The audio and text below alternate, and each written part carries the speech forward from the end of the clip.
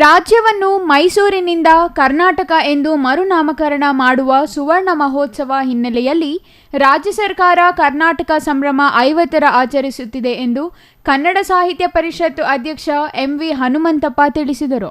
ಮಾಲೂರು ಪಟ್ಟಣದಲ್ಲಿ ಕರ್ನಾಟಕ ಸಂಭ್ರಮ 50ರ ರಥೋತ್ಸವ ಅದ್ದೂರಿಯಾಗಿ ಸ್ವಾಗತಿಸಿ ಅವರು ಮಾತನಾಡಿದರು.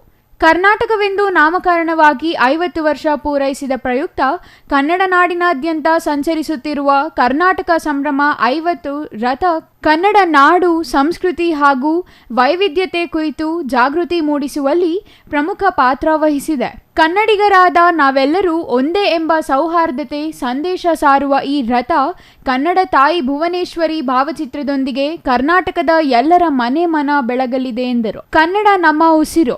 ಸುಮಾರು 2000 ವರ್ಷಗಳ ಇತಿಹಾಸ ಹೊಂದಿದ ಕರ್ನಾಟಕ ಸಾಂಸ್ಕೃತಿಕವಾಗಿ, ರಾಜಕೀಯವಾಗಿ, ಶೈಕ್ಷಣಿಕವಾಗಿ ಭವ್ಯ ಪರಂಪರೆ ಹೊಂದಿದೆ. ಅಂತಹ ಭವ್ಯ ಪರಂಪರೆಯನ್ನು ಮುಂದಿನ ತಲೆಮಾರಿಗೆ ಕೊಂಡೊಯ್ಯುವುದೇ ಈ ಕರ್ನಾಟಕ ಸಂಭ್ರಮ 50ರ ಆಶಯವಾಗಿದೆ ಎಂದರು.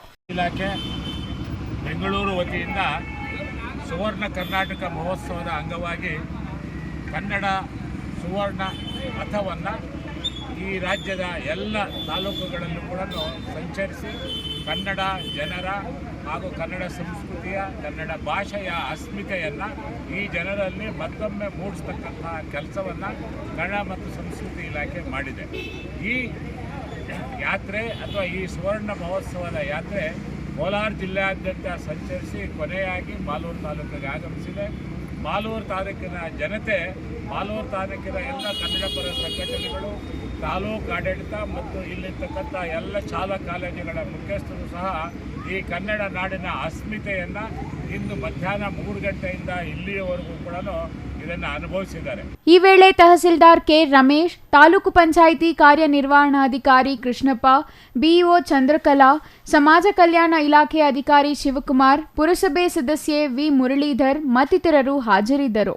MP Prakash, CTV news, Malur.